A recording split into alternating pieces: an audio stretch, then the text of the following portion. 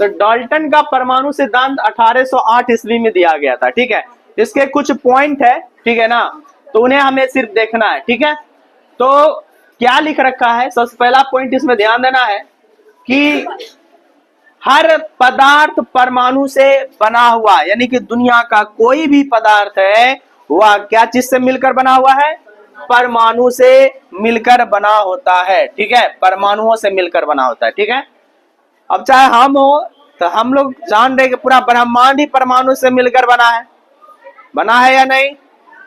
अब जरा ध्यान देना, परमाणु बहुत छोटे और अविभाज्य होते हैं। ठीक है, यहां से परमाणु का परिभाषा भी निकल कर आता है कि परमाणु वह होता है ना, दुनिया का सबसे सूक्ष्मतम कण होता है, जो क्या होता है, अविभाज्य होता है। क्या होता है, अविभाज्य होता है। उसी को हम क्या बोलेंगे, परमाणु। अगर कोई आपसे पूछे कि परमाणु किसे कहेंगे, तो परमाणु क्या बोलोगे, परमाणु बहुत ही छोटे एक जगह पर क्या लिख सकते हो, सूक्ष्म कण होते हैं जो और क्या होता है, और विभाजित नहीं किया जा सकता है या फिर अविभाज्य होते हैं। ठीक है, तो यह परिभाषा इसमें लिख सकते हो। लेकिन आधुनिक समय में, आज के समय में इसको विभाजित किया गया है, किस चीज में, इलेक्ट्रॉन, प्रोटॉन और न्यूट्रॉन में। ठीक है, चलो नेक्स्ट जो पॉइंट है जरा ध्यान देना है, एक ही तत्व के सभी परमाणु समान द्रव्यमान और गुण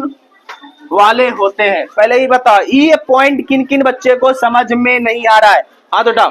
क्या लिखा हुआ है, एक ही तत्व के सभी परमाणु, कहने का मतलब क्या हुआ, एक तत्व समझ रहे हैं, जैसे अगर हम गोल्ड ले लिए, सोना, चलो लोहा, सोना, इसका एक एक जो कण होता है, सोना का जो एक कण होगा, वही बोल रहा है एक ही तत्व के सभी परमाणु समान द्रव्यमान और गुण वाले होता है।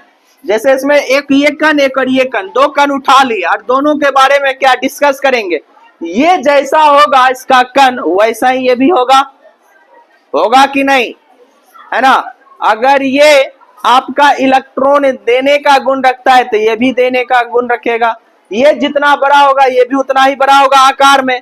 मास इसका जितना ज्यादा होगा, मतलब इसका जो मास होगा, मान लो इसका x मास है तो इसका भी x मास होगा, मास मतलब द्रव्यमान, यानी दोनों का द्रव्यमान क्या होगा, समान होगा। इसका कहने का मतलब ये हुआ कि नहीं, 4 नंबर का भिन्न तत्वों के परमाणु भिन्न भिन्न द्रव्यमान और गुण वाले होते हैं। सही बात है ना। अगर हमारे शरीर है, एक और दूसरा शरीर है, ठीक है ना, तो भले हम लोग मनुष्य है लेकिन मेरा गुण और दूसरे का, जैसे तुम लोग का अलग अलग होगा, सबका एक ही गुण होता है, सब एक ही जैसे देखने में लगते हो नहीं ना, तो वही बोल रहा है अलग अलग तत्वों के परमाणु भिन्न भिन्न द्रव्यमान और गुण वाले